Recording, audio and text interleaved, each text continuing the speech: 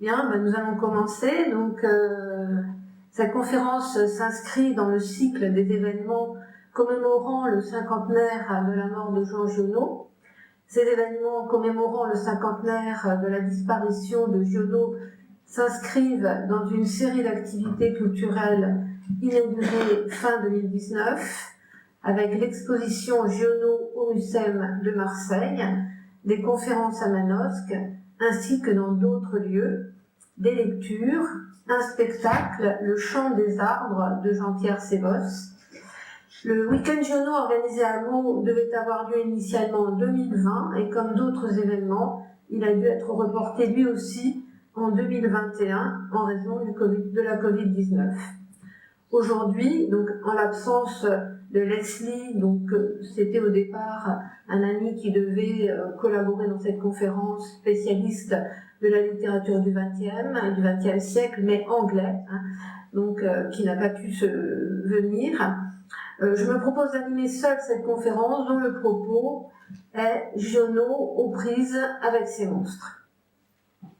Avant d'en venir à Giono et à ses monstres personnels, je vais m'attacher à définir le monstre et à mettre en évidence ce qui constitue son inquiétante étrangeté, notion que Julia Kristeva emprunte à Freud.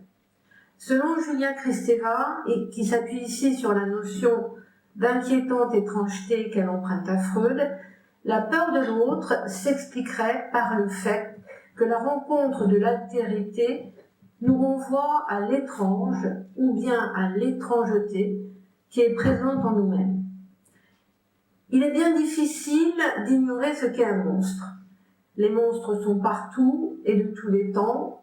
Ils vantent le codex aztèque, le cinéma américain, l'antiquité grecque, les romans du XIXe, la Bible, la mythologie indienne et les contes pour enfants.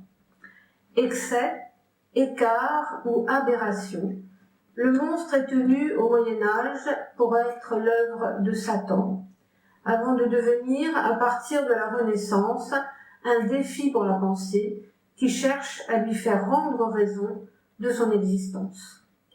Il faut toutefois attendre le siècle des Lumières et les progrès en embryologie pour que naisse bientôt la tératologie, l'étude des malformations des êtres vivants. Les amateurs d'art connaissent d'autres formes de la monstruosité, celles que nous offrent peintres et sculpteurs, et Jérôme Bosch est célèbre pour son jardin des délices. Né dans un contexte d'hérésie religieuse et de ferveur visionnaire, l'œuvre énigmatique de Jérôme Bosch n'est étrangère ni aux considérations alchimiques, ni à la mystique de son temps. Elle frappe le spectateur d'aujourd'hui par sa puissance créative. Jérôme Bosch se livre à une débauche d'invention formelle, servie par la plus rigoureuse et la plus fantaisiste des imaginations, avec un luxe inouï de détails qui n'a guère d'équivalent que dans la divine comédie de Dante et plus près de nous, chez Salvador Dali. À gauche, dans le portrait de Magdalena Ventura, Ribera montre la femme à barbe, dans l'exercice supposé le plus féminin, la maternité et l'allaitement, et se plaît à brouiller le regard en la figurant aux côtés de son mari. À droite, dans le portrait du géant Giovanni Bona, tableau provenant de la collection de l'archiduc Ferdinand, un meuble donne l'échelle de la normalité et le nain semble pouvoir tenir dans le chapeau placé derrière lui. La mise en scène, la monstration, participe de l'essence du monstrueux. En remontant le cours des siècles, nous découvrons avec stupeur l'incroyable richesse tératologique dans laquelle vécurent nos lointains ancêtres. En ces temps-là, lorsque la plus grande partie du monde était encore terra incognita, lorsque la science n'avait pas encore démontré les rouages de la nature, analysant et répertoriant tout, faisant reculer les frontières du mystère au fil de ses découvertes, lorsque la raison ne dominait pas encore l'univers, une vie intense grouillait dans les 4 éléments. Venus du chaos, les êtres qui s'y débattaient, peuplaient les mythologies, nourrissaient les superstitions, agitaient les esprits et prenaient forme sous le burin des sculpteurs, sous les mains des potiers et sous le marteau des orfèvres. Les monstres des arts plastiques sont donc bien connus, alors que ceux qui se dissimulent dans les récits se cachent ou s'enfuient au fil des narrations, et il faut les débusquer, les traquer, les observer enfin, pour recueillir la somme d'informations qui permet d'écrire leur histoire, définir leur nature, découvrir leur origine et connaître les rapports qu'ils entretiennent avec le genre humain et plus encore avec tous ces êtres de papier, nés de la plume de l'écrivain et qui peuplent tous nos récits. Si pour le christianisme, qui impose sa loi à tout le Moyen-Âge, l'homme est une création de Dieu, le monstre est quant à lui une création de l'homme, donc imparfait, car nul ne peut prétendre égaler le démiurge. Mais comment le définir? Nous ne pouvons guère nous passer, éviter, ignorer tout un ensemble de définitions de la monstruosité et du monstre avant de resserrer notre étude, rapprochant les éléments d'une tératologie, voire d'une tératographie strictement gionienne. Un monstre se montre et donne à penser, comme son nom l'indique. Il se présente ou est présenté comme un écart par rapport à la nature déterminée d'une chose. C'est ainsi qu'Aristote le définit comme étant contre nature, paraphysis. Le monstre menace l'identité de la nature d'une chose et de sa fin. Il est incomplet, non fini et informe. Les monstres, terrata, sont des erreurs de finalité. Je cite Aristote. La question du monstre apparaît d'autant plus cruciale parce que le monstre ne réalise pas sa fin et ne reproduit pas complètement le type générique, le génos, c'est-à-dire la génération continue des êtres ayant la même forme, ce dont les êtres dérivent, puisque la permanence de la forme se trouve assurée par la reproduction depuis le premier générateur. Je vous précise le sens de ce mot, générateur, qui engendre, qui sert à la reproduction. Je cite Bergson. Les éléments sexuels de l'organisme générateur transmettaient directement leurs propriétés aux éléments sexuels de l'organisme engendré. Le monstre incarne le risque d'une distorsion dans la formation naturelle de la forme. En s'écartant de la régularité morphologique, le monstre menace la reproduction comme représentation spécifique. Le monstre est une forme informe qui n'appartient pas, ou pas encore, à un genre déjà connu, recensé, affublé justement de ce qui nous occupe un nom. En simplifiant à l'extrême, on pourrait alors supposer qu'un fil obscur relie les catalogues mythologiques des monstres antiques et médiévaux aux fantasmes modernes des classifications tératologiques. Le XIXe siècle, la même époque qui, selon Foucault, a réduit et exclu l'altérité de la folie en l'enfermant, réussit finalement à apprivoiser la forme monstrueuse dans les taxonomies rassurantes des traités de tératologie positive. Si l'on parcourt l'histoire du monstre dans l'art occidental, il est manifeste que le monstre est toujours un être montré, représenté, figuré dans les œuvres plastiques ou suggéré, figurable, représentable dans les œuvres littéraires. Comme si la représentation du monstre, affichant une impuissance face au monstrueux, une déroute de la représentation devant ce qui toujours lui aurait échappé et qui marque pourtant sa possibilité la plus intime. Le monstre touche sans doute en nous et hors de nous quelque chose que nous sentons vibrer sans que nous voulions ni ne pouvions le reconnaître. C'est alors la même interrogation insistante qui revient sans cesse nous hanter, mais écrire, tuer, quoi? Il s'agit d'une citation d'Henri Michaud. Explorador, écrire le monstre, tuer l'angoisse.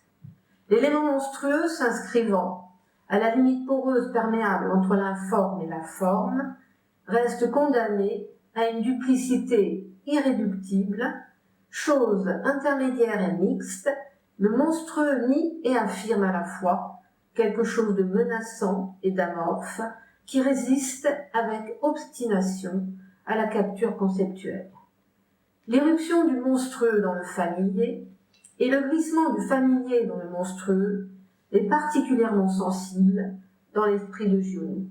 Élément d'une thématique, le monstrueux est aussi plus que cela. Comme l'abject, selon Julia Kristeva dans son essai sur l'abjection, pouvoir de l'horreur, ce qui ne respecte pas les limites, les places, les règles. Le monstrueux perturbe l'identité de celui-là même qui, voulant l'affronter, semblait le mieux s'en distancier. On le voit à la sympathie croissante qui gagne Langlois à l'égard de ce criminel en quête de divertissement sanglant qui, selon lui, n'est pas un monstre dans Un roi sans divertissement. On le mesure également à la façon dont le romancier, dans Noé, se présente mêlé corps et âme à ces monstrueux personnages en train de naître. Je vous lis un passage de Noé. Parfois leur avarice ressemble à la mienne. Alors, ils sont d'abord des monstres, composés moitié de moi et moitié d'eux-mêmes, mais leur avarice n'est pas toujours exactement semblable à la mienne. Nous sommes, eux et moi, monstrueusement mélangés, mal soudés, abouchés à la diable et de guingois. L'instant qui fait chavirer toute familiarité libère un bruit de fond inquiétant qui s'insinue entre les êtres et les lettres, figurant ce lieu atomique qui sépare et relie les signifiants dans le bâillement des intervalles. Mais ce bâillement est irréductible, ombre inquiétante, interstice insoupçonnable qui se métamorphose sans cesse, s'élargit et se rétracte, mettant en mouvement l'écriture gonflée et travaillée par ces monstres. Giono, faisant face à ces monstres, le jeu se métamorphose, transgresse ses propres limites, renonce à son illusoire stabilité. La question du monstre dans les œuvres de Giono exige d'elle-même une approche oblique. Le regard descriptif devra suivre une trajectoire labyrinthique et emprunter de nombreux détours, tout comme la tentative de Langlois de faire reproduire le labyrinthe de Buitaillé. Je vous lis un passage d'Un roi sans divertissement. Nous les avons vus 100 fois dans leur comédie. Maintenant, tout a disparu, mais sur l'air qui domine de haut l'entrelacement brumeux des vallées basses, Langlois avait fait reproduire le labyrinthe de Buitaillé, dans lequel, à Saint-Maudille, il avait passé 3 jours de promenade heureuse. Ainsi, je vous propose de traquer la question du monstre qui embarque le texte de Giono à l'écart des trajets balisés, tout en soulignant qu'il s'agit bien là de monstres romanesques. Je souligne l'épithète car ces monstres n'ont aucune existence autonome, à la fois produits du récit et constitutifs du récit. Ce ne sont pas des êtres de chair, mais des êtres de mots, leur sang et d'encre. Si une analyse de type tératographique, une tératographie, ne peut faire l'économie d'une démonstration classique et cohérente, elle doit également se doubler d'une sorte de monstration performative qui produit ce sur quoi elle écrit. Et si la question du monstre mène bien souvent vers les régions crépusculaires de Jean Giono, il ne peut s'agir de tératographier ces parts d'ombre incommunicables en prétendant livrer une carte complète de ce réseau enchevêtré. je n'en proposerai qu'une découpe nécessairement arbitraire et limitée, dans laquelle on pourra éventuellement remarquer l'absence de certains thèmes. Mais peut-être une totalisation thématique n'est-elle pas souhaitable, voire impossible. C'est que les parts d'ombre, si elles ne sont pas entièrement illisibles, grandissent à mesure qu'on tente de s'approprier les textes de Giono. La singularité de Giono, s'offrant à tous et à personne, est aussi insaisissable que l'ampleur, la démesure, la violence d'un imaginaire qui multiplie encore les possibilités interprétatives du texte. Au-delà des mots, cette recherche tératologique répond à une nécessité interne au texte de Giono. Elle s'inscrit dans des contextes conceptuels précis et rejoint les problèmes classiques de sa pensée. Le retour à la tragédie classique, l'omniprésence de Dionysos. En attendant, je ne proposerai qu'une esquisse schématique pour essayer de montrer quelques enjeux du sublime et du phénomène monstrueux du dionysiaque gionien. Au travers d'un rapprochement thématique dans les récits de Giono, rapprochement, mise en parallèle, confrontation avec différents mythes, donnant naissance au monstrueux personnage en train de naître, composé, comme le reconnaît Giono lui-même dans Noé, je cite, « Moitié de moi et moitié de même, puis sommes-nous, eux et moi, monstrueusement mélangés, mal soudés, abouchés à la diable de Guingois.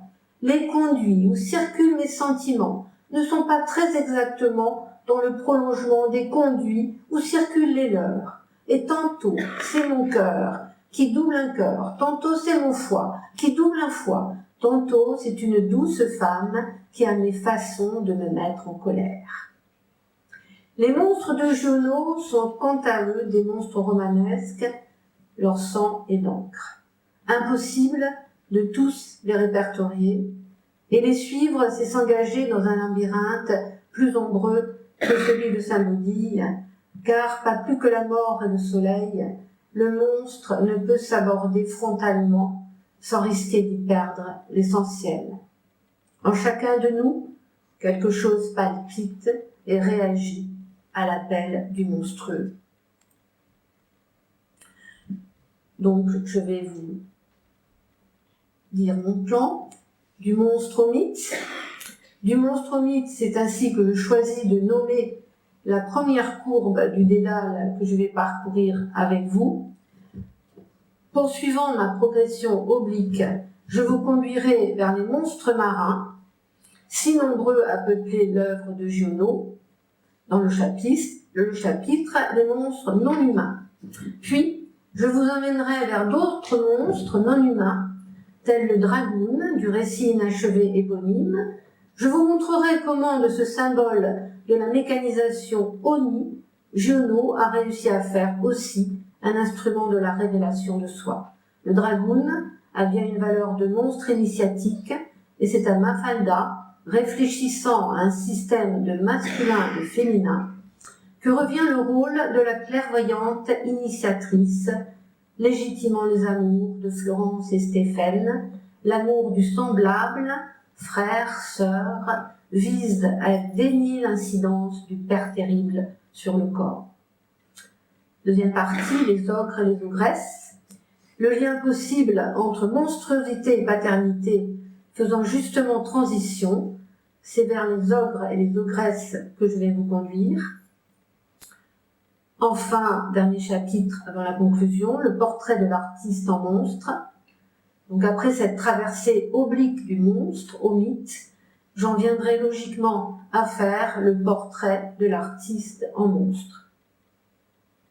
Conclusion, tout ce qui est dit, en même temps rien n'est dit, trop ou pas assez, tout s'inscrit entre les lignes dans ce jeu de miroir qu'est la rencontre prismatique entre écriture et lecture, comme en cryptographie quantique, accéder à une information en modifie la teneur.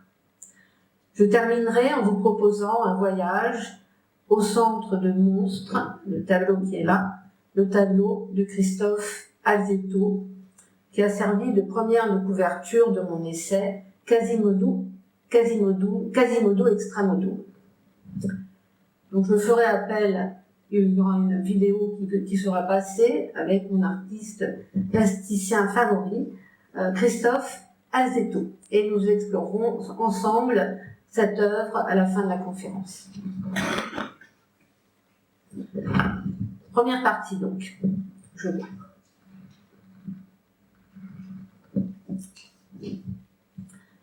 Du monstre au mythe. La thératologie grecque s'est nourrie de la mythologie et de ses personnages monstrueux, ainsi que des fables colportées par les explorateurs et les marchands, qui font écho de la tradition locale ou affabulent pour rehausser l'intérêt de leur récit. La mythologie nous montre main héros et main dieu aux prises avec des monstres. Jean Giono joue avec ses héros monstrueux, donnant naissance à une œuvre d'art prodigieuse et singulière, à la fois dionysiaque et apollinienne, inspirée de la tragédie antique. Dans Deux cavaliers de l'orage, il met en scène la relation trouble des deux frères, ennemis, Ange, mon cadet, et Marceau, dit l'Antier. Ainsi, Jason l'Antier nous rappelle son homonyme grec, Jason et les Argonautes, affrontant les harpies, le dragon gardant la toison d'or en Colchide, les taureaux du roi Étès. Le retour de la tragédie, l'omniprésence de Dionysios dans Deux cavaliers de l'orage, nous incite à mettre au jour quelques enjeux du sublime et du phénomène monstrueux du dionysiaque géonien. Au travers d'un rapprochement thématique, d'une mise en parallèle, d'une confrontation dans Deux cavaliers de l'orage avec le mythe du Janus et de l'androgyne. Hermaphrodite et androgyne, la bisexualité des dieux, ou ose-t-on encore discuter du sexe des anges? Si je me risque effrontément à la malice d'une telle interrogation, c'est qu'il s'agit bien du sexe d'un ange dans Deux cavaliers de l'orage. C'est surtout le monde grec qui reprend ce thème de l'homme primitif, bisexué, thème développé avec bonheur par Platon dans le Banquet, dont je vous lis un passage. Jadis, la nature humaine n'était pas ce qu'elle est aujourd'hui. Elle était bien différente. L'humanité se divisait en premier lieu en 3 espèces d'êtres humains et non en 2 comme aujourd'hui. Outre les sexes mâles et femelles, il en existait un 3e qui participait des 2. L'espèce en a été détruite et le nom seul survit. Cette espèce s'appelait androgyne, car son aspect rappelait à la fois le mâle et la femelle.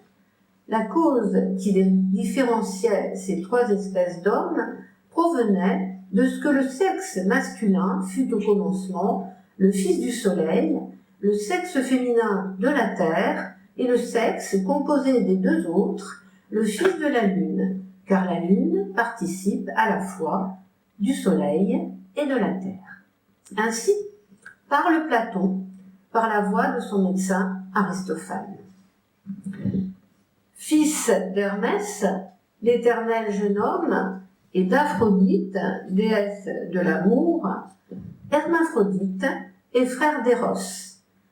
Grâce à son héritage maternel, il est lié au monde de la forme et de l'amour.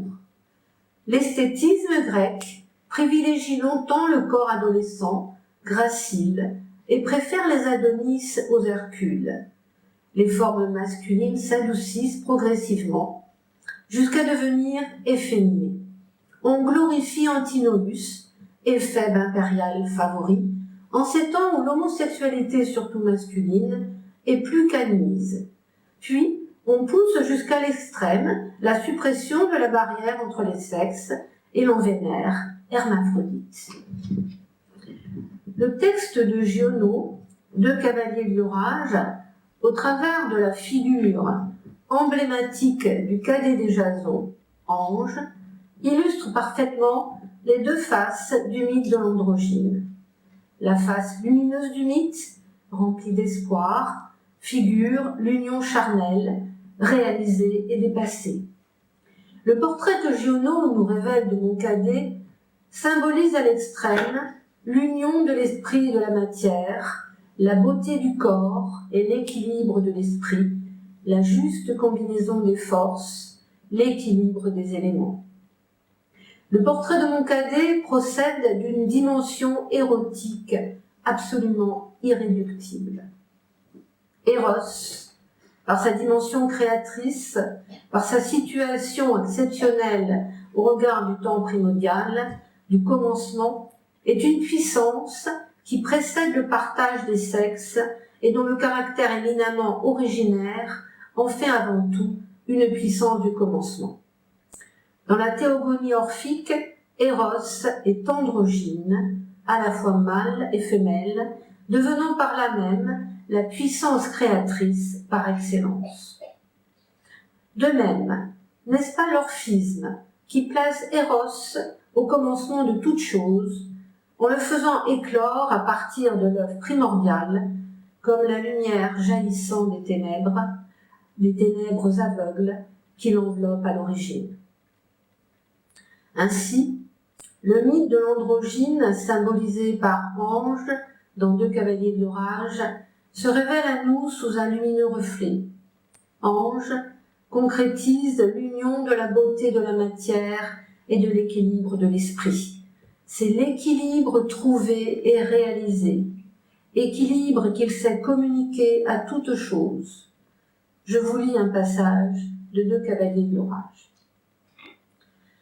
La beauté de Moncadet avait fait tout de suite merveille, comme un feu.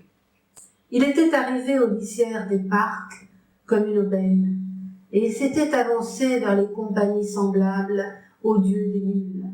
Le fait est que Marceau lui-même en était estomaqué. Où diable ce garçon avait-il pris tout ça? On ne pouvait pas savoir s'il s'arrangeait pour meurtrir la bête avec le mort, ou s'il avait un sort pour dominer. Mais, ayant monté la plus cabocharde des bêtes, il la fit papillonner et danser et faire des grâces. Alors, pas de face sombre à ce mythe plein d'espoir, pas dans le monde du sacré, mais paradoxalement dans le monde des humains. L'Antiquité connaît les états intersexuels et les rejette avec violence. Tite-Live l'explique de la façon suivante. Ces êtres résultent de la nature qui aurait confondu et brouillé les genres. Les androgynes, les hermaphrodites, sont conduits à la mer et exposés sur l'eau. D'autres sont brûlés et enterrés. Les rites varient, mais le principe reste le même. L'hermaphrodite doit disparaître du monde des hommes, sans souiller personne, et se fondre ensuite avec un élément féminin, eau ou terre. L'hermaphrodite a subtilisé au divin sa caractéristique essentielle, la bisexualité. Cette présomption est punie de mort. Ainsi, ange, l'hermaphrodite, monstre, né viable, est condamné à mort par le monde antique dans la tragédie gionienne, comme si cette viabilité était une erreur de la nature, erreur qu'il faut réparer. Dans Deux cavaliers de l'orage, Marceau-Jason se fait l'instrument de cette réparation quand il mélange le sang de son frère à la terre. Je vous cite un passage de Deux cavaliers de l'orage. Quand il a été détortillé, on a vu.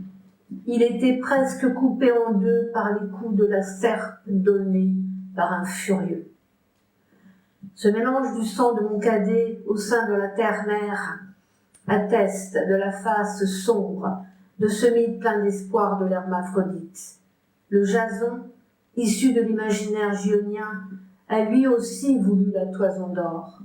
Mais contrairement à Jason, fils d'Éson, il la convoitait pour lui-même. Il n'était pas comme tant d'autres héros dans l'obligation de tenter une mission considérée comme impossible pour satisfaire aux exigences d'un maître d'œuvre implacable. Mes deux cavaliers de l'orage nous semblent porteurs d'un autre mythe, issu d'un autre type de monstre, les monstres doubles. Le mythe, comme la science, fait du fondu enchaîné entre jumeaux et Janus, des faux aux vrais jumeaux simplement accolés au monstre double dont le Janus, tout existe et tout est mythifié. Le cavalier de l'orage témoigne à son tour de la lutte fratricide des deux frères, Ange et Marceau, monstres doubles. Ils gardent le même symbolisme de division de soi-même, allant de la riche bipolarité à la néfaste désunion.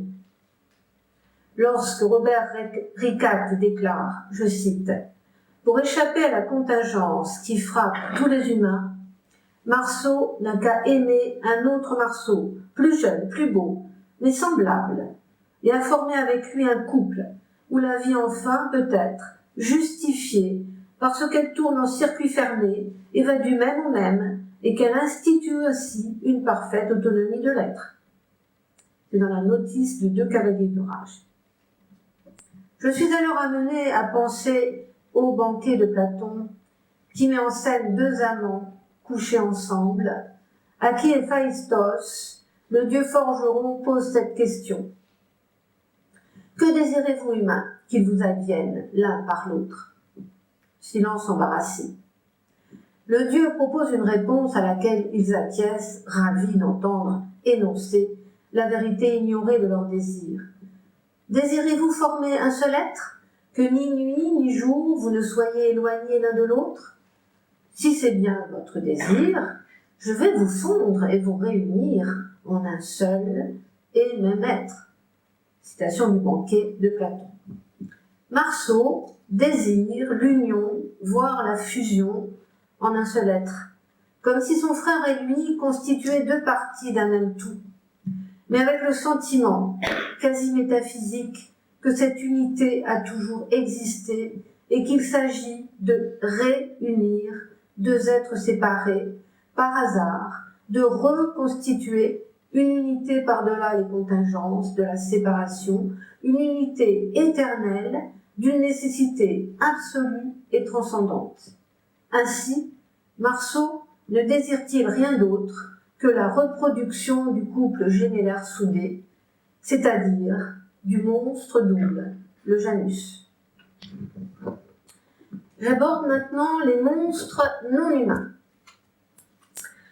Dans le monde gionien, mythes et monstres ont sauté ensemble la barrière infranchissable posée entre réalité et imaginaire, entre matière et esprit. De même, le monstre gionien relève à la fois du héros et de l'anti-héros, de l'humain et de l'inhumain. Je vais maintenant aborder les monstres non humains et en particulier les monstres marins. Les monstres marins, donc de la baleine blanche au calamar géant, hydre et serpent.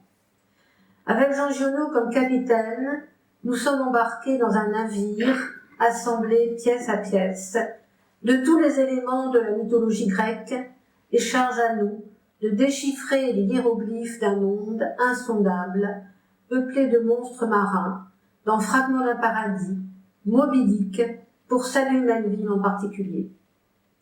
Partir, pour notre capitaine, c'est quitter un monde sec, où les derniers monstres ne permettaient ni chevalerie, ni grandeur, dans Fragments d'un paradis. C'est quitter un monde où nous périssons de mesquinerie et d'ennui mortels, dans Fragments d'un paradis. Et d'ajouter encore, toujours dans Fragments d'un paradis. C'est pour les mêmes raisons que les hommes, moins civilisés que nous, mais, et c'est intentionnellement que je dis mais, plus naïfs que nous, plus près des sources, plus aptes à sentir la proximité des grands mystères, se sont constitués des sortes de gardes-manger de monstres. Sans partir dans les pays étrangers, chacun restant dans sa patrie, il nous suffit de remonter en arrière de quelques centaines d'années pour retrouver les orques de l'Aristote, les dragons des légendes arthuriennes. C'est avec Fragment d'un paradis que nous retrouvons le mythe de l'androgyne. L'inconscient collectif, comme le précise Jean Libis dans son ouvrage Le mythe de l'androgyne, assimile l'androgyne à un état primordial, originel et édénique. Il participe à ces périodes de surabondance et de plénitude que sont les temps forts des commencements. L'androgyne, qui réunit en lui les principes mâle et femelle, réalise ce rêve d'harmonie qui obsède une humanité divisée par ailleurs. Il échappe, par sa bisexualité, au cercle infernal de la reproduction biologique. Il perdure lui-même et en lui-même, à la limite, il se substitue au devenir et il triomphe de la mort terrestre. Je cite Jean Libis. Le calamar géant ressuscite la situation de la plénitude androgynique originelle. Son hermaphrodisme est nettement souligné. Il a une forme vulvaire et ses propriétés éjaculatoires du sexe mâle. Je vous cite un passage de Fragment d'un paradis. Maintenant, le calamar était entièrement renversé sur le dos et il faisait émerger un ventre souple, extraordinairement visqueux. L'odeur était devenue de plus en plus précise et finalement, le capitaine, qui regardait à la baguette, aperçut vers le milieu du ventre du monstre une sorte de tourbillon de chair creuse d'où s'échappait à flot, par saccades, un liquide poisseux et blanchâtre. Ce qui était visible du monstre émergé était parcouru d'extraordinaires tressaillements. C'est donc Fragment d'un paradis. Le calamar est androgyne, mais dans sa relation érotique avec les oiseaux, il incarne la passivité féminine face à l'activité masculine des oiseaux. Je vous cite de nouveau un passage de Fragment d'un paradis. À mesure que se déversaient des flots de plus en plus épars de cette matière gluante, il se précipitait avec force sur le ventre du calamar et le frappait de l'aile et du bec. Il s'élevait en tourbillon épais, au plus haut du ciel, plein de cris et d'une excitation qui le faisait battre entre eux. Chaque fois, beaucoup d'oiseaux restaient embourbés, se débattant des ailes dans cette gluante sécrétion qui sortait de plus en plus abondante de cette fente de chair ouverte dans le ventre du mollusque. Cette évocation du calamar, de Fragment d'un paradis, fait écho à un autre monstre marin, l'hydre au corps de serpent, ce dragon qui naît de la mer, de la grande avaleuse, engendrant la valeur future, représente la voracité aquatique, mais au-delà, l'exigence alimentaire presque vampirique de tout monstre essentiel. L'hydre est, je cite Paul Biel, dans le symbolisme dans la mythologie grecque, le symbole de la mère revêche qui a réussi à emprisonner l'enfant dans les mailles de son réseau. L'hydre est d'ailleurs souvent isomorphe de l'élément féminin par excellence, la mère, que l'on pense aux travailleurs de la mer de Victor Hugo. Le ventre maternel qui dévore celui qui est, dans le même temps, en proie à la crainte et au désir d'y retourner, selon le principe antithétique de fascination et de répulsion, apparaît sous la forme monstrueuse du labyrinthe habité par le Minotaure, ou la gueule du dragon de Scylla, armé d'une triple rangée de dents, à laquelle Ulysse échappe. Il est caractéristique de constater que les plus grandes dévoreuses féminines vivent dans des lieux qui sont eux-mêmes symboles du ventre. Lamia, qui dévore les enfants des autres, parce que Héra a tué les siens, vit dans une caverne à Delphes, et l'affreuse Échidna, mère de Chimère, de Gorgone, de Scylla et du Sphinx, épouse les contours d'une caverne en Cilicie.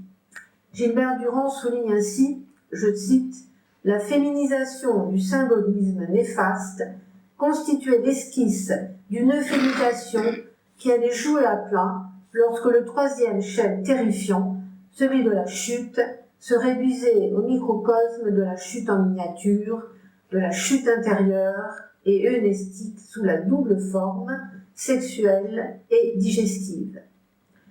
La synesthésie ou inesthésie est un sentiment vague que chaque individu a de la totalité ou d'une partie de son corps, indépendamment du contour des sens.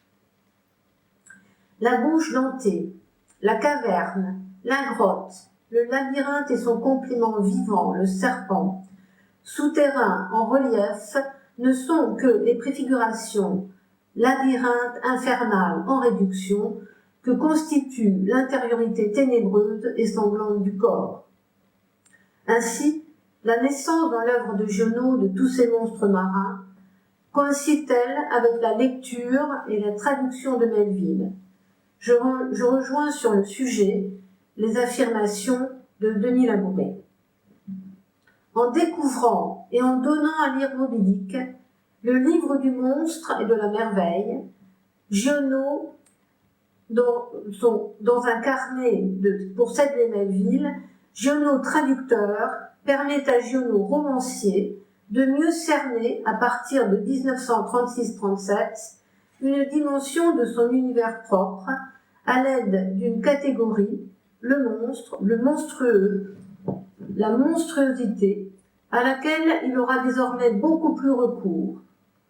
Utilisé en tout et pour tout 5 fois dans la trilogie de Pan, le mot revient à 7 reprises dans Bataille dans la montagne, apparaît 8 fois dans Portrait de Melville, 11 fois dans L'eau vive, publié en 1943, mais qui comporte, il est vrai, des textes plus anciens, 31 fois dans Fragments d'un paradis, récit par excellence d'un voyage à la rencontre des monstres, dicté en 1944 et respectivement 15, 7 et 13 fois dans Mort d'un personnage, Un roi sans divertissement et Noé, écrit entre 1945 et 1947.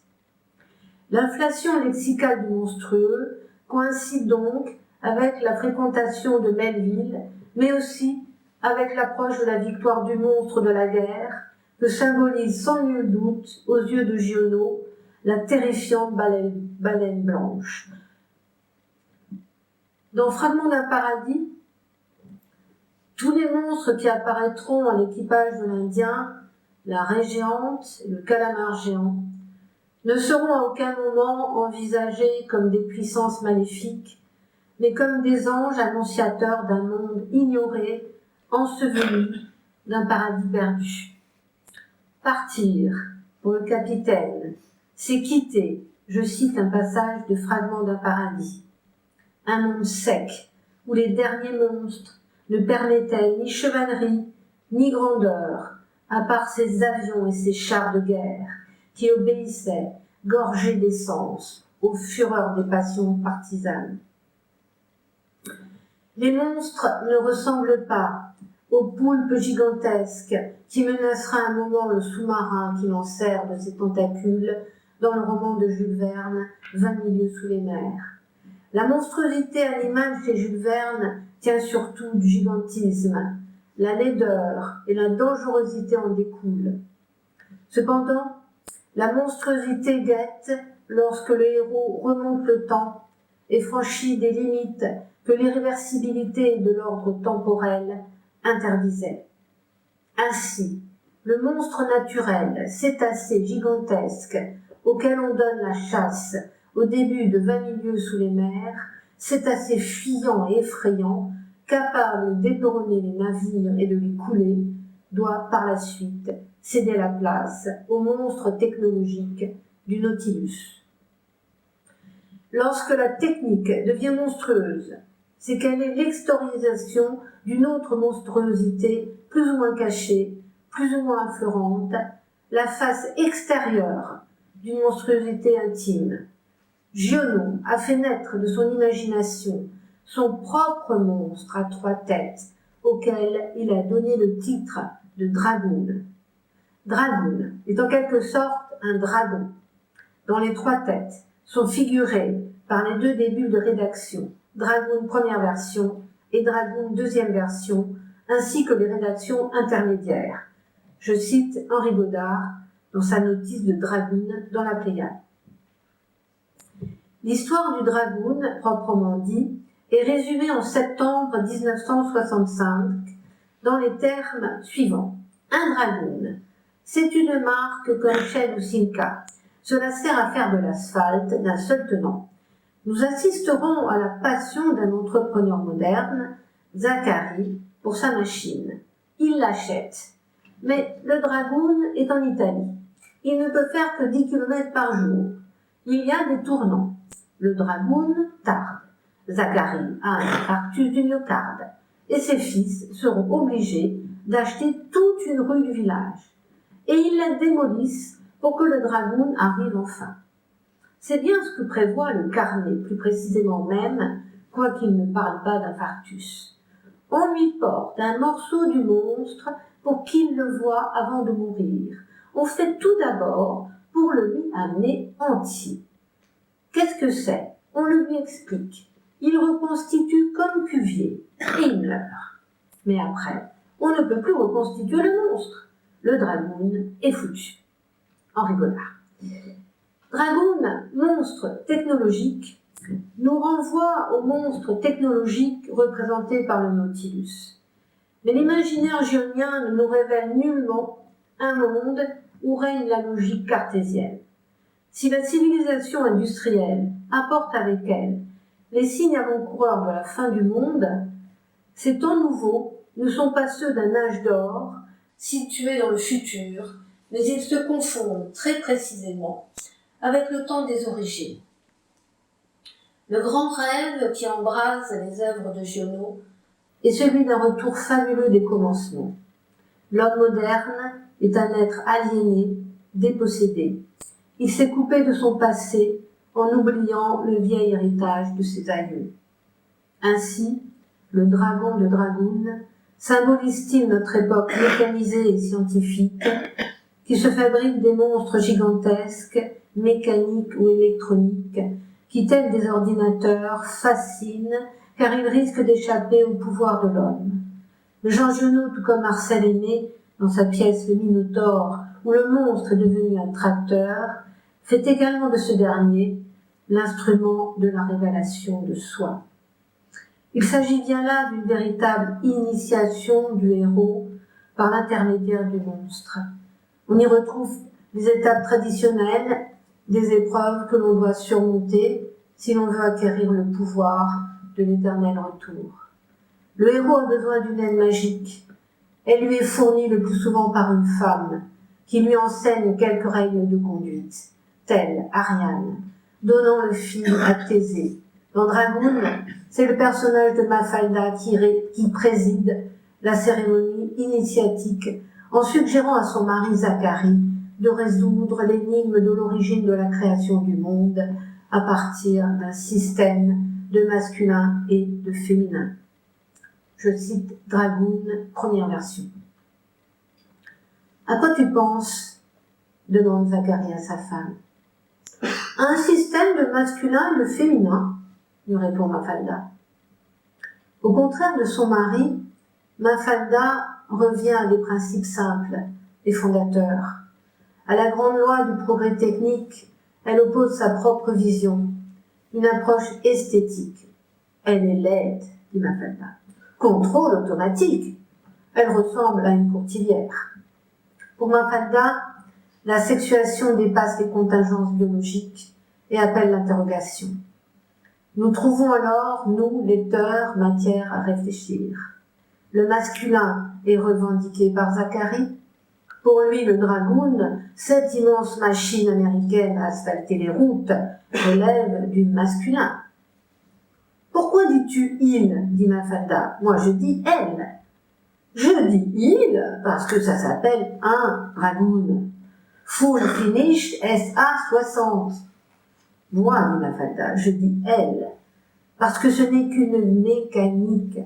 Si vous commencez par mettre au masculin ce qui n'en vaut pas la peine, les enfants, le Dragoon appartient au domaine du progrès technologique tel que le conçoit Giono tout au long de son œuvre. Au moyen des pouvoirs quasi magiques de la machine, l'homme refuse toute limite à l'extension de sa maîtrise sur la nature et sur la société. Je cite encore Dragoon, première version. Ce sera la seule machine de ce genre en France. Et dis-lui aussi que je lui assure tout de suite s'il veut, enfin, quand il aura la machine, et par contrat, tout le travail d'autoroute de la région.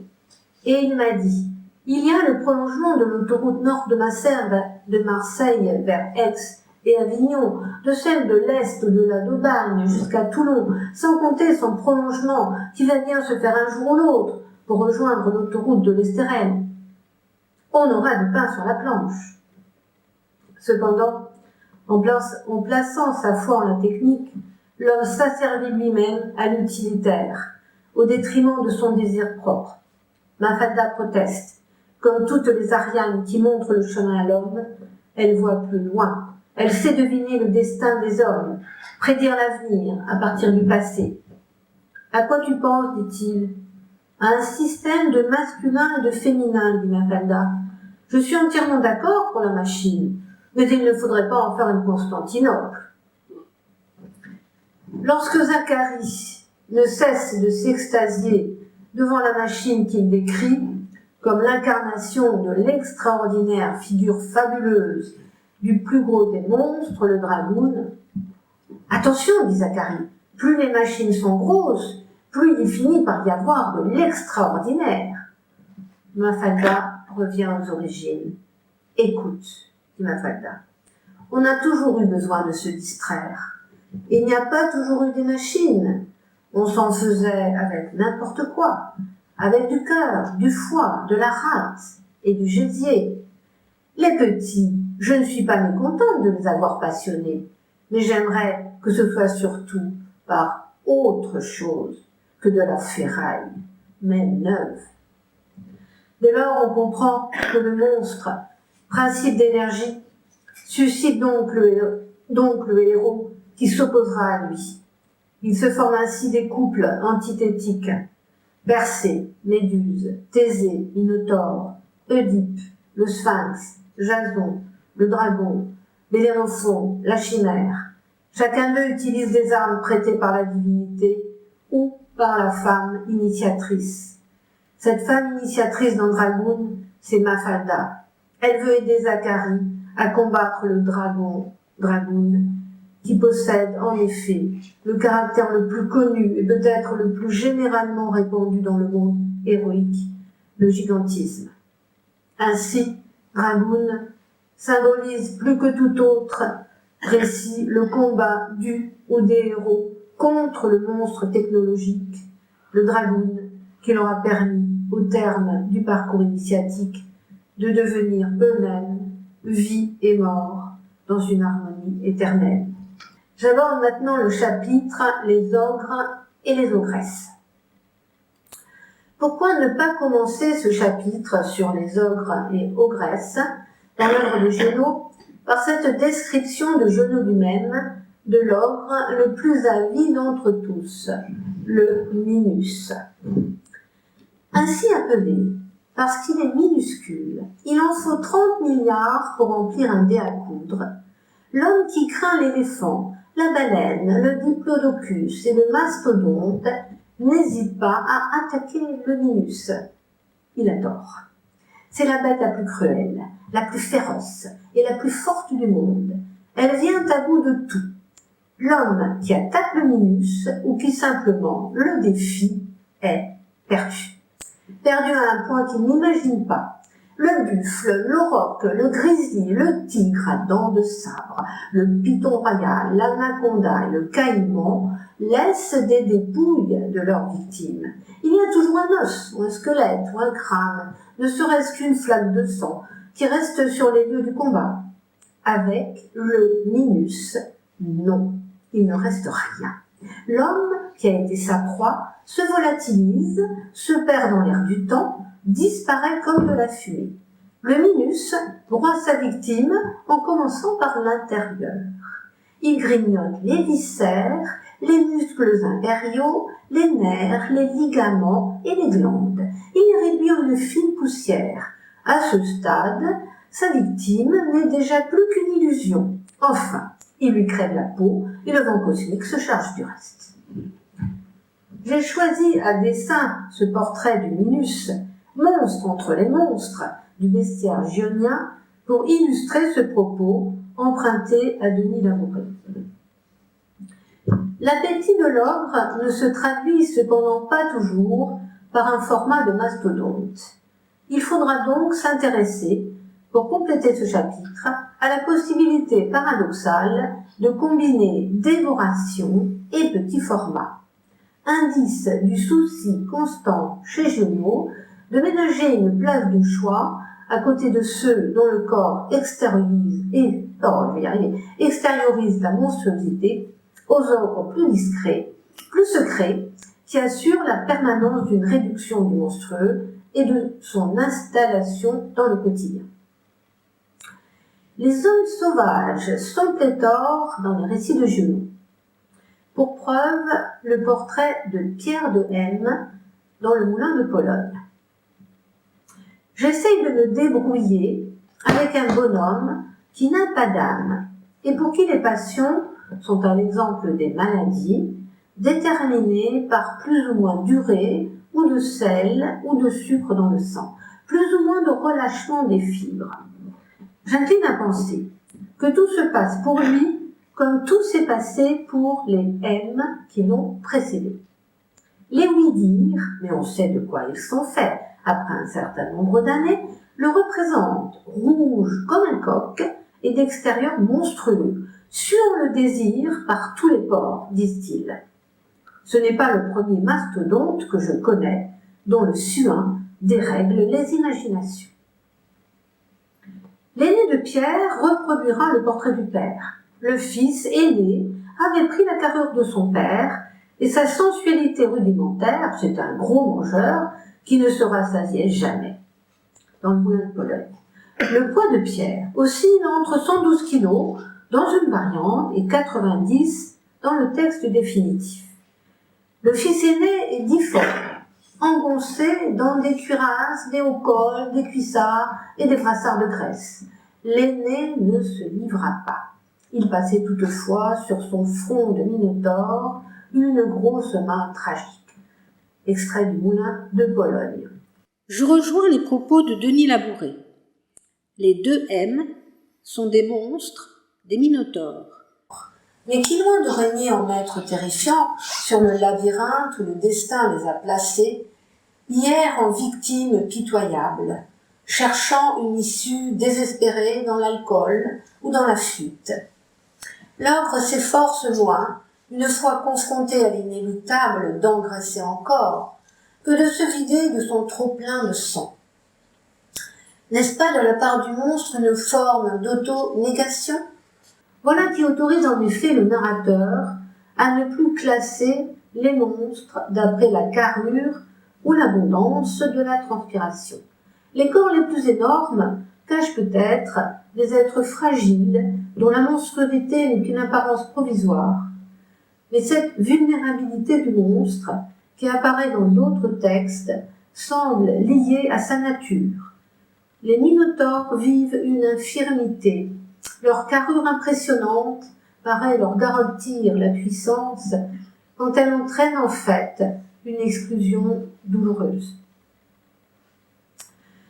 Pour revenir aux triples interdits dont parle Freud, ceux de l'inceste, du cannibalisme et du meurtre, il est temps d'aborder justement cette dimension du cannibalisme présente dans les œuvres.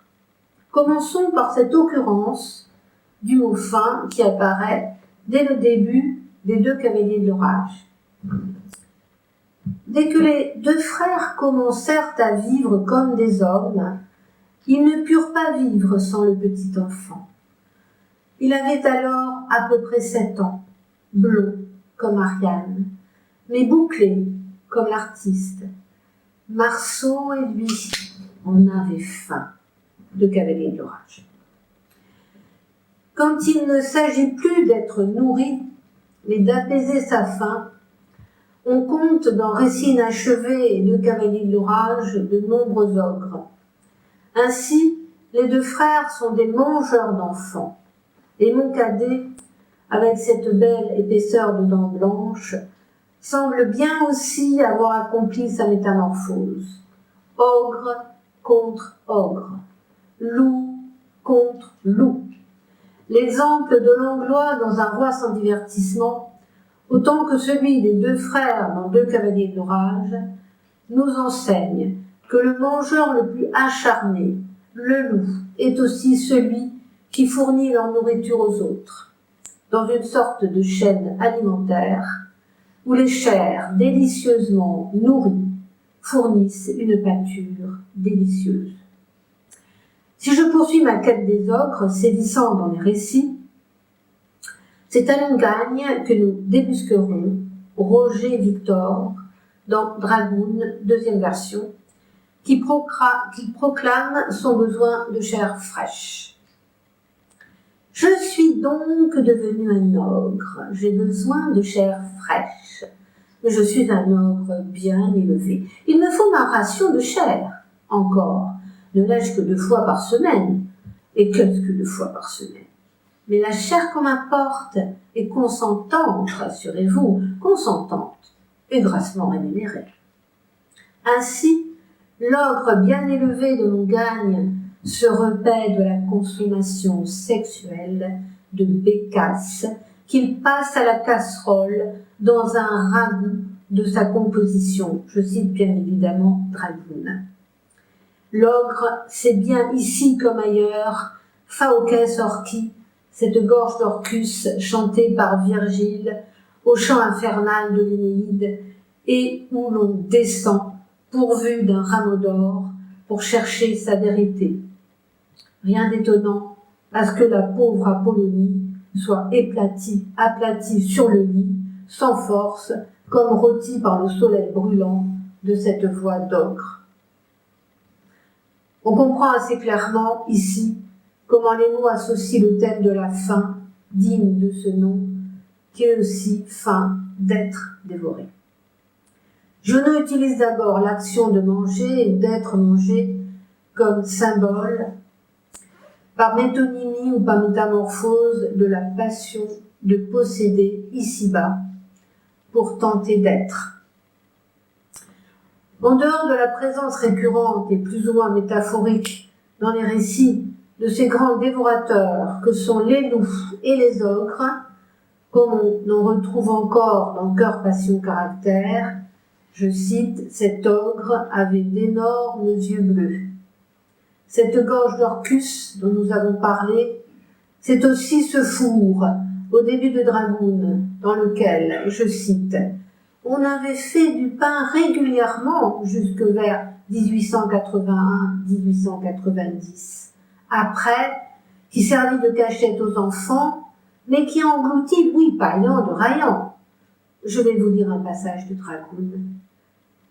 Il fut troussé en un rien de temps, et d'un mot à l'autre, fourré la tête la première dans le four, où l'on enfourna à sa suite des fascines de bois sec, avec un luxe insolent.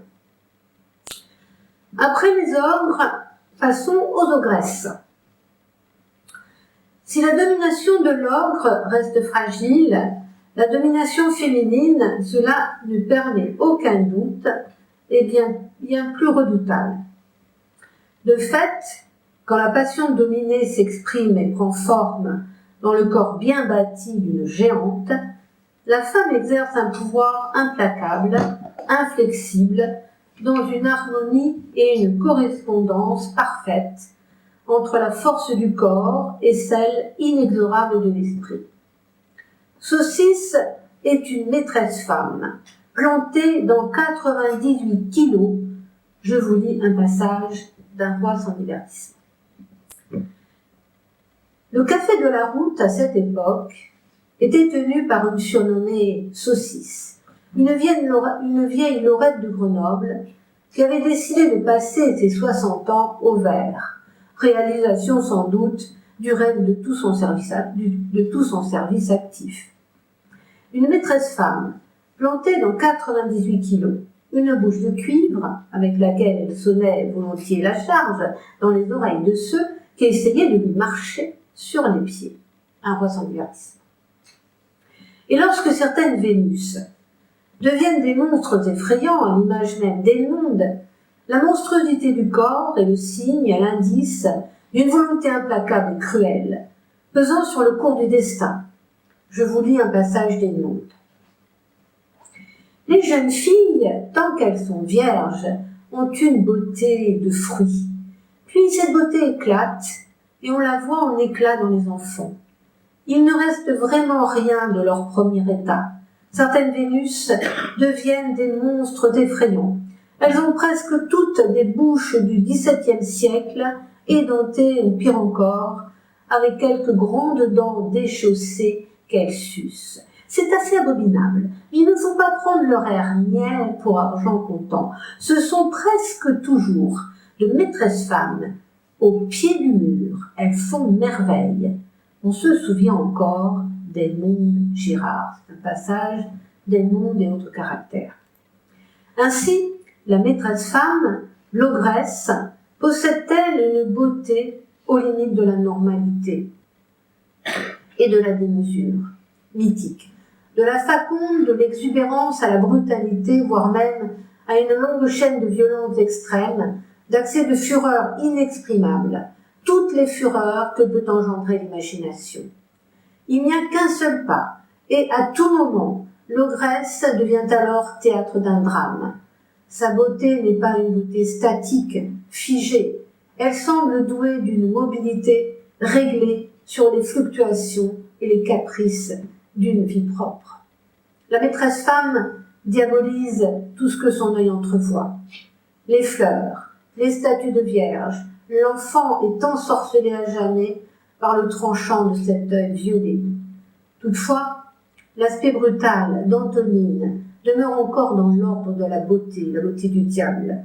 Que dire de la mère de la route dans le champ du monde?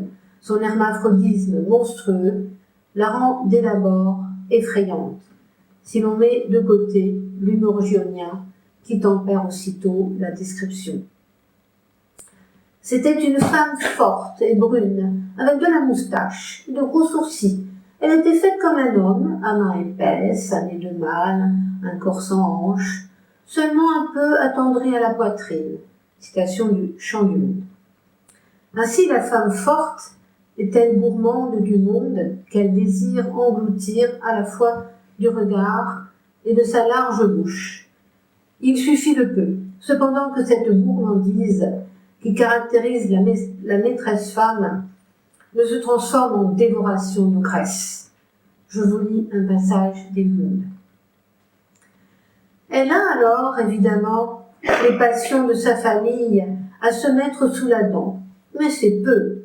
Ou bien c'est une nourriture qui ne répond pas à sa faim. Cette ogresse semble faite pour mordre la vie à pleines dents, dans la jouissance totale des choses et des êtres. Je lis encore un passage d'Edmond. Edmond est un de ces errants, malgré sa paralysie complète, et peut-être en raison même de cette paralysie. Elle n'a bien entendu pas perdu le souvenir de ses gestes. Elle cherche à les oublier. Non pas qu'elle regrette quoi que ce soit, au contraire, elle est très fière de ce qu'elle a fait, et qu'elle referait si c'était à refaire. Mais elle veut oublier par une sorte d'humilité. Il lui semble qu'après avoir si parfaitement réussi, il importe qu'elle se délivre de tout orgueil, et qu'elle rende à Dieu ce qui est à Dieu, car sans lui, elle aurait pu être prise la main dans le sac au moins 3 fois.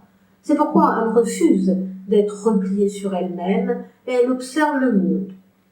Grâce à l'intelligence de son observation, elle en fait partie, elle s'y engloutit, elle y disparaît. Et c'est bien sous l'aspect d'une reine qu'elle apparaît là-haut, sur la terrasse du chalet suisse, assise dans son fauteuil. Du reste, Edmond elle-même se définit comme une ogresse. Je cite. Le dentier en édissait Edmond. Elle l'essaya, se regarda dans la glace et retira l'appareil.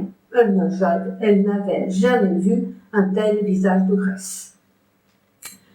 Giono exacerbe en nous une violente et irrépressible pulsion cosmique. Nous devenons fatalement des voyeurs, mue par une curiosité irrésistible devant le spectacle de deux monstres, ogre et ogresse, à la fois êtres humains et sensibles à nos yeux, et d'une extraordinaire dimension. Aussi, la maîtresse femme est-elle un personnage qui résiste de tout son poids au sein d'un monde romanesque profondément marqué par la paternité, par l'image centrale de l'homme et de sa destinée.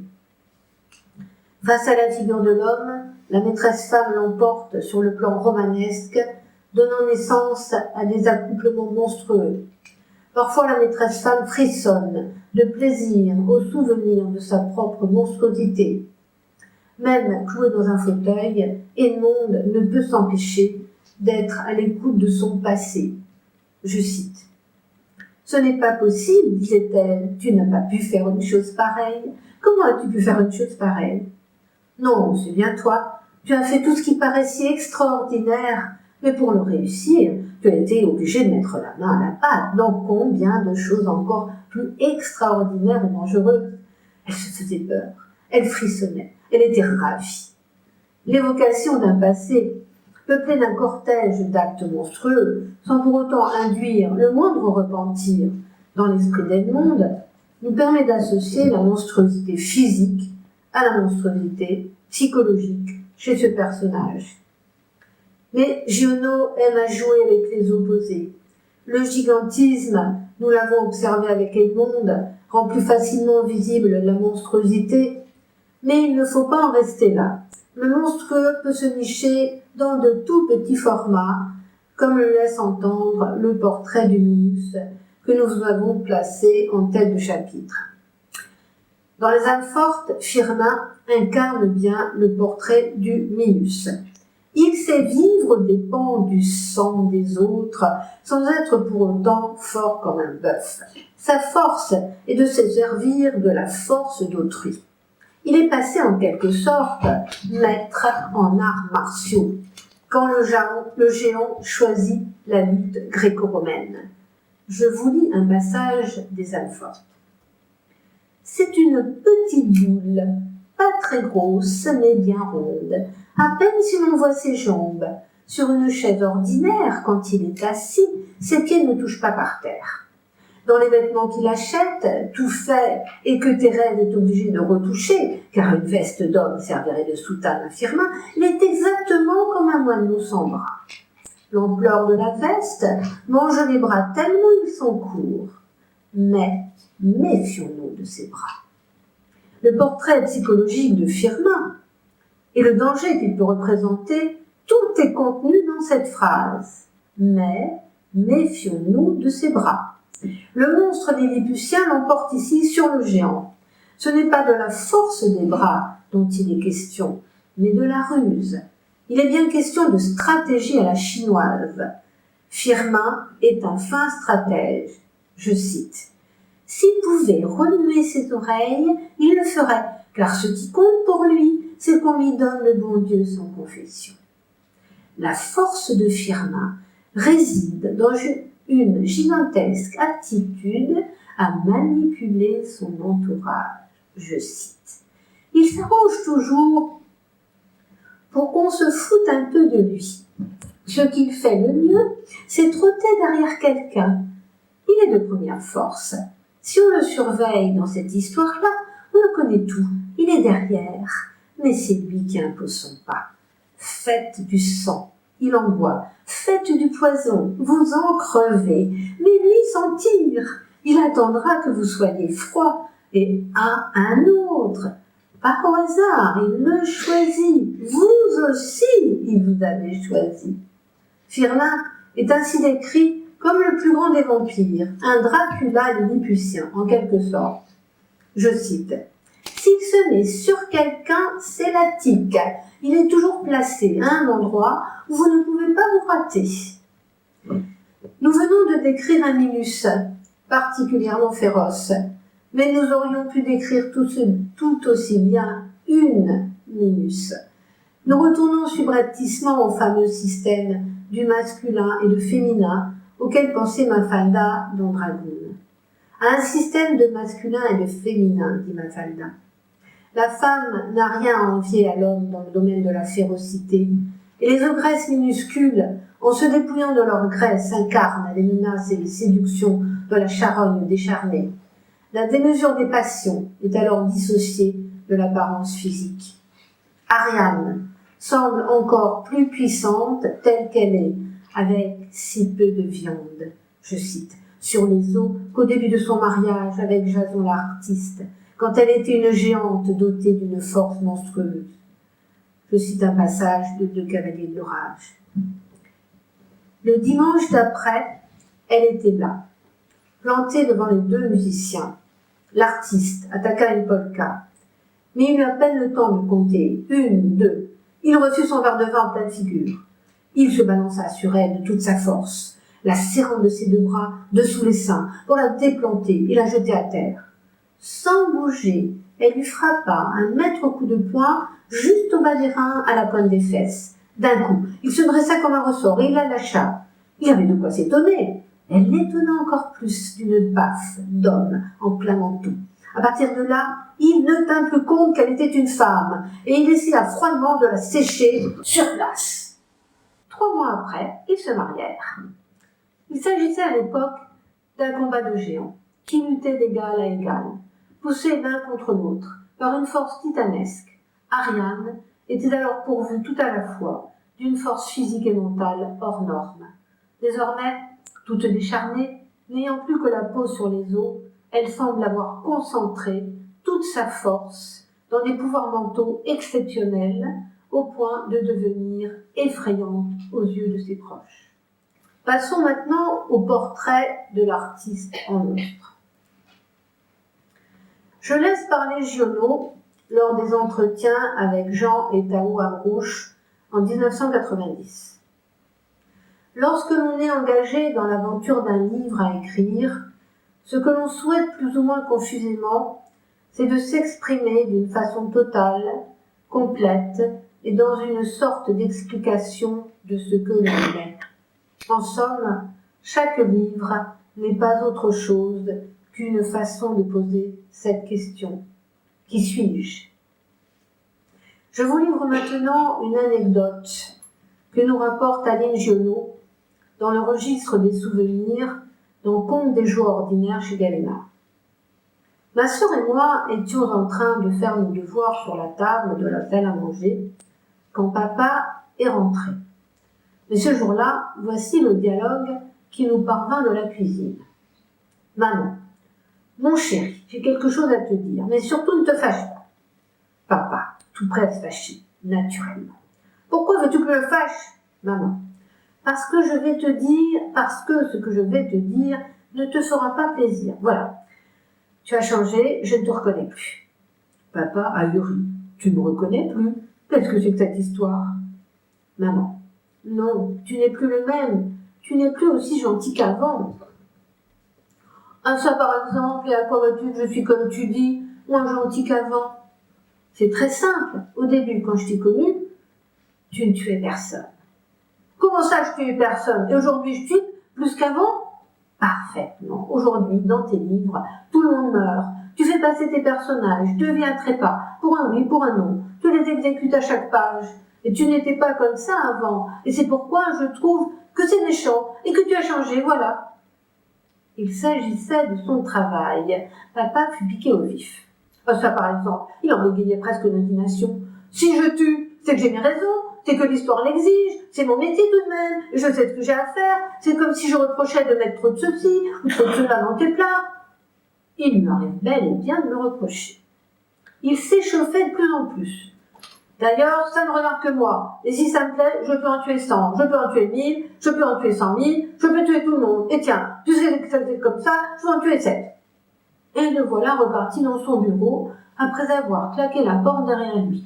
Je suis allée trouver maman dans sa cuisine. Elle tournait sa sauce d'un air triste, il a fallu que je la console. Voyons maman, ne trouves-tu pas que papa est le plus agréable des hommes ? Avec lui on s'amuse, il est toujours de bonne humeur, il ne se prend pas au sérieux. Sauf quand il prétend m'aider à faire mes problèmes, c'est un détail. Que demander de plus ? C'est peut-être même parce qu'il tue tant de gens dans ses livres qu'il est aussi gentil dans la vie. Maman a bien voulu en convenir. Elle est restée quand même un peu préoccupée. Elle soupirait devant ses casseroles. Son air semblait dire « N'épousez jamais un écrivain. On s'éprend d'un bon jeune homme, on se retrouve marié avec un assassin. » Le soir, au souper, papa est descendu, tout souriant de son bureau. Il est allé droit à maman, l'a prise tendrement par les épaules et lui a dit « Tu vois bien que je ne suis pas un méchant. Aujourd'hui, pour te faire plaisir, je n'ai tué personne. » Cette anecdote que j'ai choisi de poser en entrée de chapitre illustre le portrait de l'artiste en monstre, démasqué par sa propre femme, au sein même de sa famille, et nous renvoie aussitôt à cette affirmation assénée par le narrateur de Noé. Je lis un passage de Noé. Au fond, ce que j'écris, même quand je me force à être très près de la réalité, ce n'est pas ce que je vois, mais ce que je revois. C'est en revoyant que je connais peu à peu tous les secrets de ceux qui ont entouré Langlois. Quand je dis entouré, je ne veux pas dire qu'ils étaient un centre, je veux dire qu'ils étaient alentour, qu'ils vivaient en même temps que lui. Si j'ai envie de parler d'eux, c'est parce que le centre ne se trouve pas dans Langlois. Peut-être est-il dans Monsieur V, on verra bien, sur le plan cavalier. Et je fais partie de ce plan cavalier. Quoi qu'on fasse, c'est toujours le portrait de l'artiste par lui-même qu'on fait. Cézanne, c'était une pomme de Cézanne. De nombreux artistes ne sont-ils pas représentés eux-mêmes en monstres, comme Frida Kahlo, dont j'ai choisi cet autoportrait monstrueux, et Francis Bacon également. Sans doute, Giono projetait-il déjà une large part de lui-même en Antoine, Bobby ou Saint-Jean, figure héroïque dont le rôle salvateur s'imposait au premier plan. Dans les chroniques, ce sont bien des êtres noirs, ambigus et monstrueux, qui se présentent le plus souvent comme des doubles du romancier, professeur d'espérance. Giono a été anéanti par la réalité d'une guerre monstrueuse, génératrice chez Giono d'une nouvelle conception de la monstruosité, ainsi que d'une manière différente de l'exprimer. À l'instar d'un Bruegel capable d'exprimer la monstrueuse accumulation des vies entremêlées, on peut donc sans bouger être maître des signes et des noms. Énonde, l'ogresse, est un miroir de l'artiste et de son appétit démesuré de dominer, depuis un lieu limité, le monde, sans limite des autres et des choses, par la maîtrise des signes. Dans ces personnages de manipulateurs souverains, le romancier projette son propre divertissement de roi. Au-delà de sa double nature dionysiaque et apollinienne, Giono se décrit et se définit lui-même comme la figure du Janus, monstre double, que j'ai déjà évoqué. Je vous lis un passage de Noé. Alors, ils sont d'abord des monstres, composés moitié de moi et moitié d'eux-mêmes. Nous sommes, eux et moi, monstrueusement mélangés, mal soudés, abouchés à la diable. Pour conclure, tout est dit, et en même temps, rien n'est dit. Trop ou pas assez. Tout s'inscrit entre les lignes dans ce jeu de miroir qu'est la rencontre prismatique entre écriture et lecture. Comme en cryptographie quantique, accéder à une information en modifie la teneur. Du récit comme trame d'énigmes qu'il nous parvient de démêler.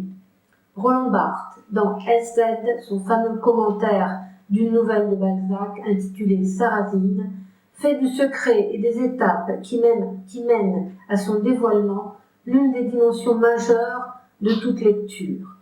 Il appelle cela le code herméneutique.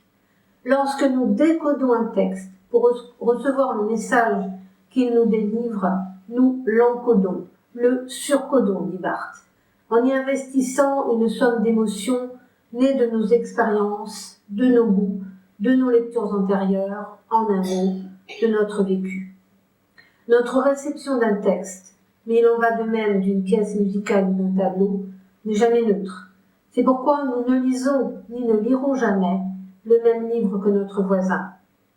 Bien que nous partions du même support, il est impossible que nos deux imaginaires, nos deux personnalités recréent à travers lui une histoire identique. C'est le même jardin, mais les sentiers qui le parcourent bifurquent et se parent de sinuosités nouvelles pour chaque promeneur. Souvenons-nous du labyrinthe de lui de Langlois. Giono, penseur, romancier, poète, peintre et musicien, a plus d'un secret dans son sac. Passéluscade. La formule exclamative appartient au vocabulaire des prestidigitateurs. La réussite du tour était ponctuée d'un passéluscade, destiné à provoquer l'enthousiasme des spectateurs. Giono est, à l'image de tous les personnages, de bonimenteurs, escamoteurs, bonneteurs, acrobates, que l'on retrouve dans son œuvre. Le manipulateur est passé derrière l'apparence des choses. Il tire les ficelles et se sert d'autrui comme un pantin. Le manipulé ne doit y voir que du feu, tomber dans le panneau, se prendre au miroir aux alouettes. Toutes les expressions employées par Giono appartiennent soit au domaine de l'optique, entre le visible et l'invisible, soit à celui de la chasse, et elles traduisent alors le rapport de la proie à son prédateur. En bon artiste de foire, il doit nous divertir avec cette galanterie de monstre capable de toutes les transgressions, tout en se désignant lui-même comme un monstre. Je vous lis un passage de Aux sources mêmes de l'espérance dans l'eau vive. Le poète est une sorte de monstre, dont les sens ont une forte personnalité. Lui, le poète, il est là au milieu de ses bras, de ses mains, de ses yeux, de ses oreilles, de sa peau, comme un petit enfant emporté par des géants. Il est obligé de voir plus loin. Il est obligé de pressentir. Il est là-haut, sur de formidables épaules, et l'horizon s'étant abaissé, son regard vole jusqu'au bout de l'horizon des poètes, et le parfum des étoiles tombe sur lui. Son travail à lui, c'est de dire. Giono, poète, artiste et penseur, sans mener le monde, ouvre la question. Le monde pourrait-il mener son jeu sans l'artiste? Cette interrogation, le monde pourrait-il mener son jeu sans l'artiste, me conduit naturellement à évoquer l'œuvre originale Monstre de Christophe Alzetto. Pourquoi faut-il que les hommes s'ennuient?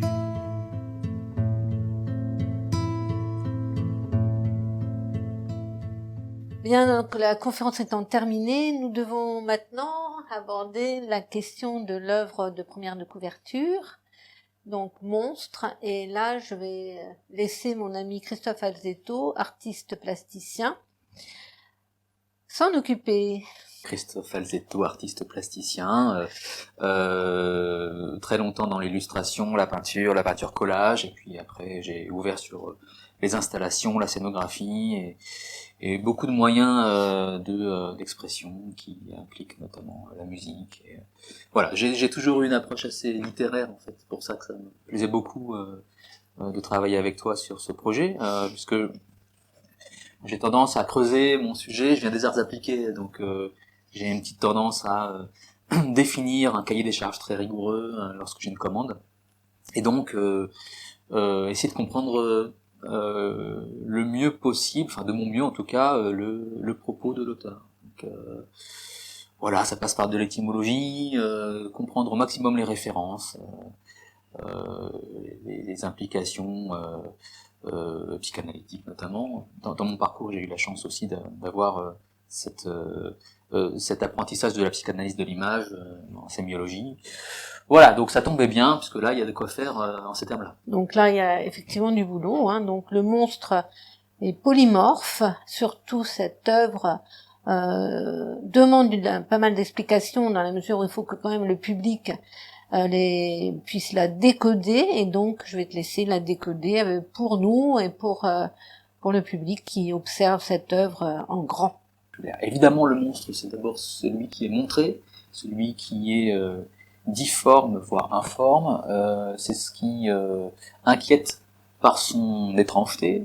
On a ici un monstre qui n'est pas du tout lié au monstre de foire un petit peu amusant, mais quelque chose de beaucoup plus sourd, hein. Voilà. Donc, notamment lié à tout ce qui est inquiétant dans la relation masculin-féminin.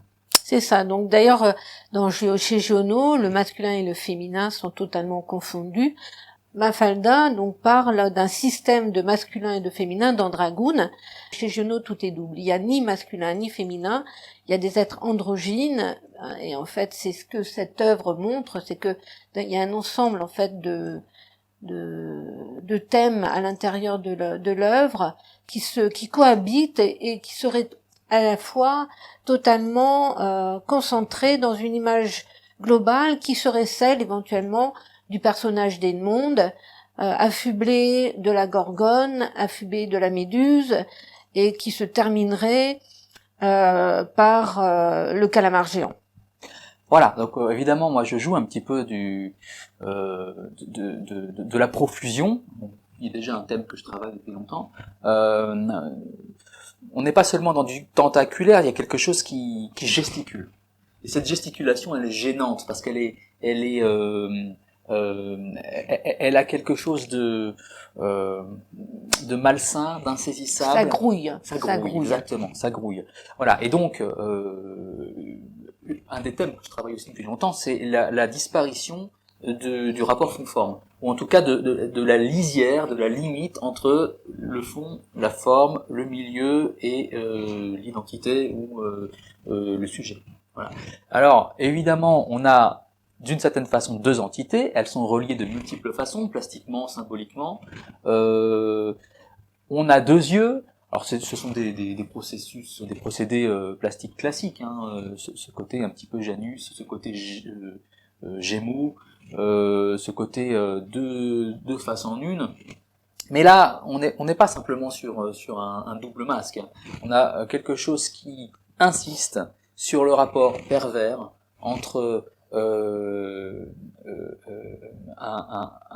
un monstre qui a été en gestation ou qui a donné naissance et celui qui est à la fois le mâle, donc ensemençant, et en même temps le fils. On a quelque chose comme ça, évidemment, de profondément incestueux. Alors si on regarde bien, entre autres, hein, parce que j'aime à croire qu'une peinture, il y a peinture lorsque les mots ne suffisent pas à épuiser le sujet, mais si on voulait commencer à rentrer dans le sujet, on a ce cordon ombilical qui est fait en plus avec une matière très très translucide, très nacrée. Donc évidemment la nacre et le translucide là-dedans, ce sont des choses très très importantes. On a bien sûr beaucoup de dégoulinures, donc liées à ce côté liquide amniotique, qui est en même temps du miasme, qui est en même temps voilà, lié à la muqueuse, etc. On a ces dents ici, comme vagina voilà, dentata, ouais, qui sont à la fois des dents, à la fois une colonne vertébrale décharnée. Voilà, il y a vraiment dans la mise en relation entre ces deux individus qui ne sont plus des individus justement, on a quelque chose déjà de très dérangeant.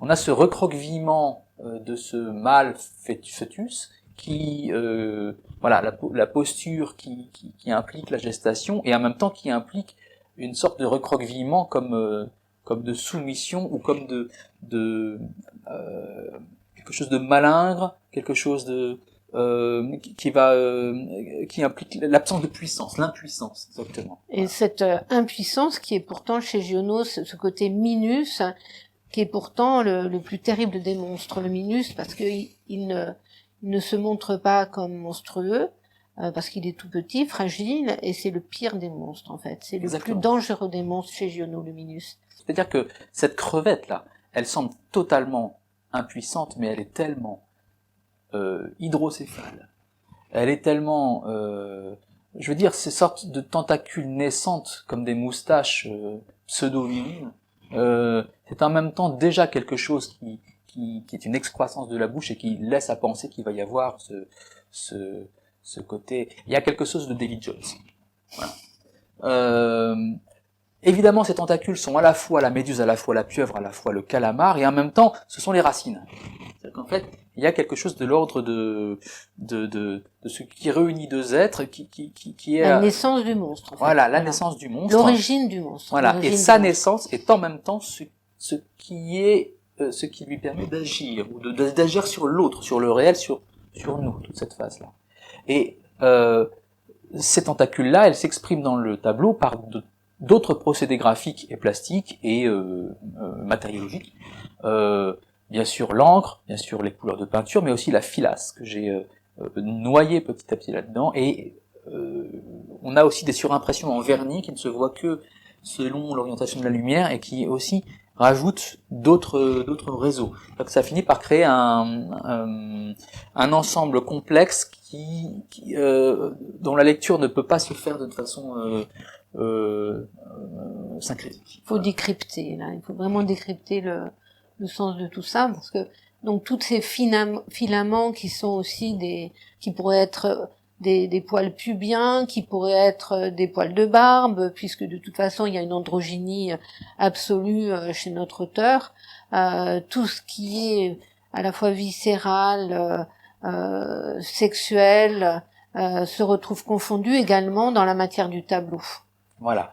La nacre, évidemment, est liée au marin. C'est aussi lié à une sorte de desquamation quelque part. Et on a aussi du bleu et du rouge qui implique le viscère, qui implique aussi quelque chose de l'ordre de la phlébite, un peu quelque chose de l'ordre d'une chair tuméfiée.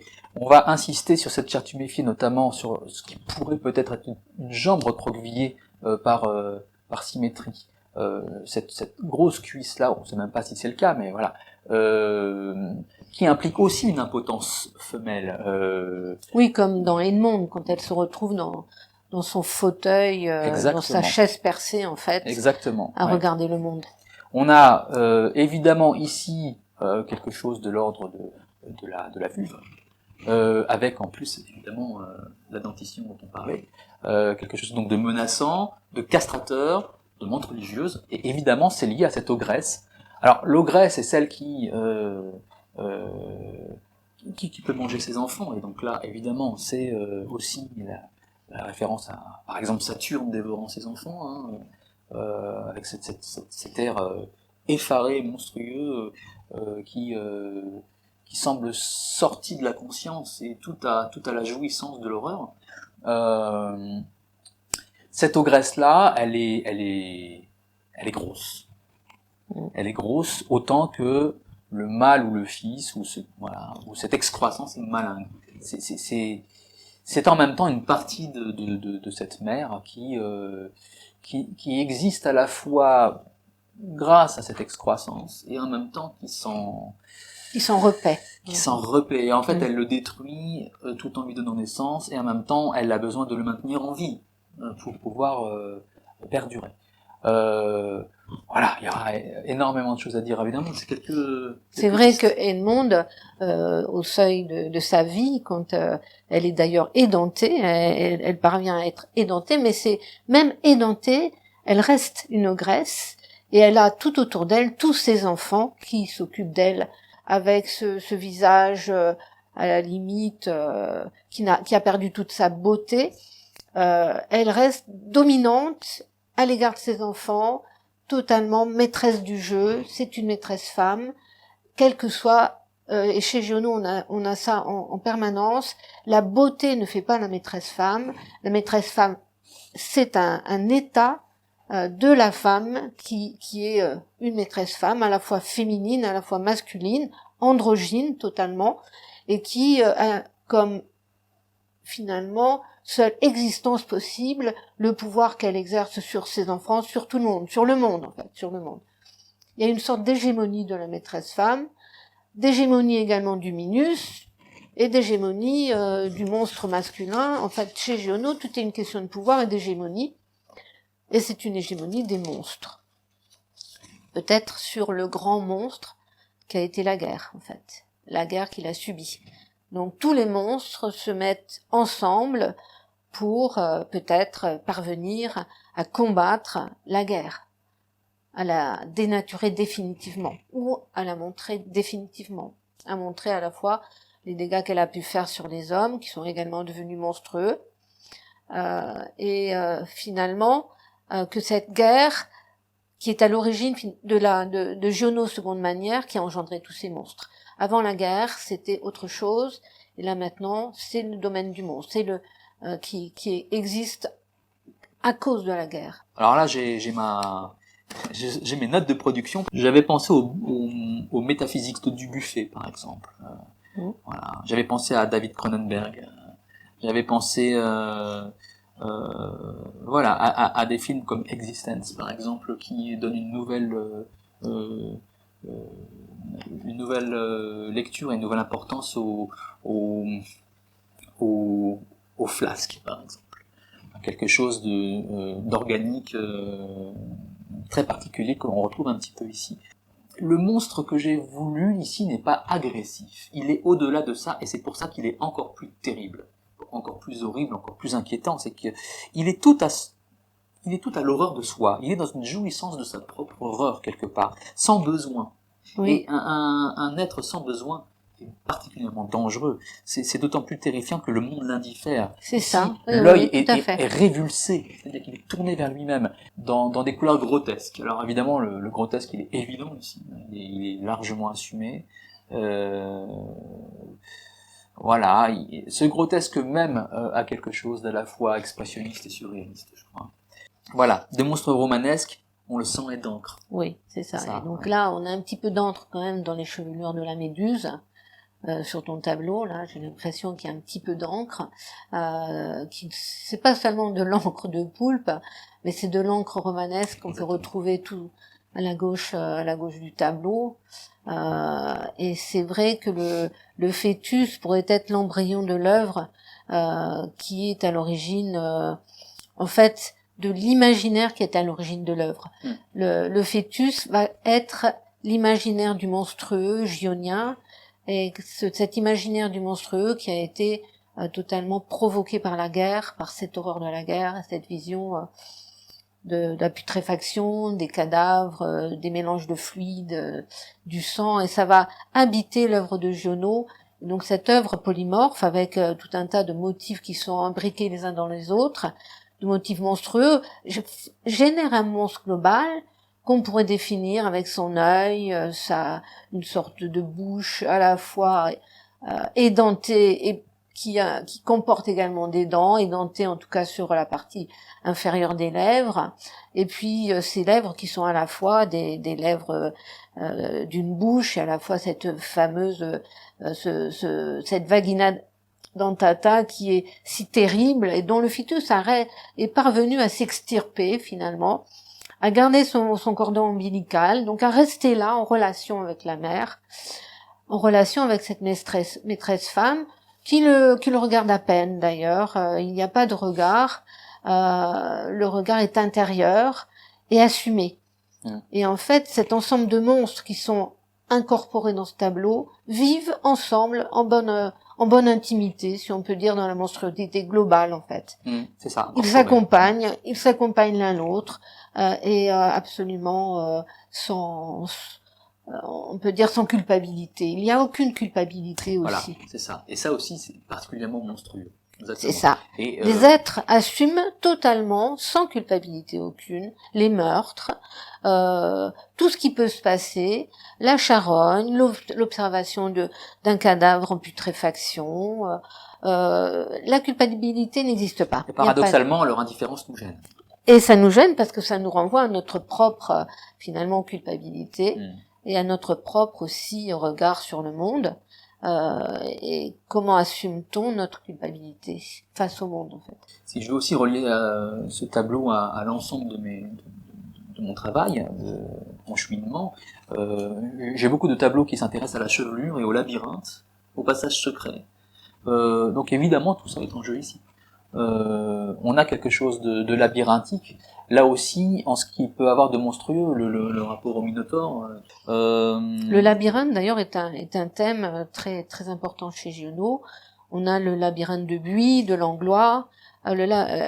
C'est un petit peu une sorte de cheminement pour une quête de soi et peut-être une quête, peut-être une façon de se perdre, à la fois de se perdre et de se retrouver. Alors, on parlait de Jean et de Ange. Giono, bien sûr. Ouais, bien sûr. Donc le sexe des anges, évidemment, c'est une question qui s'auto-abolit. Voilà, c'est ça. Euh, Peut-on parler d'ailleurs du sexe des anges? Ah, donc je fais référence à un autre de tes ouvrages. Ici, on est simultanément dans l'hypersexualisation et l'abolition de la sexualité, non pas par son absence, non pas par son l'incongruité de l'évoquer. Au contraire, là, on est quand même dans quelque chose de très organique. Oui. Mais elle est niée dans ce qu'elle a de fécond. Bon, je pense que c'est une approche, en tout cas c'est une approche qui est totalement en adéquation avec ce que je voulais démontrer et ce que j'ai démontré dans mon ouvrage, avec cette conférence, j'espère, et c'est l'œuvre parfaite pour moi. Pourtant patientes les épouses que les enfants ont prises au piège.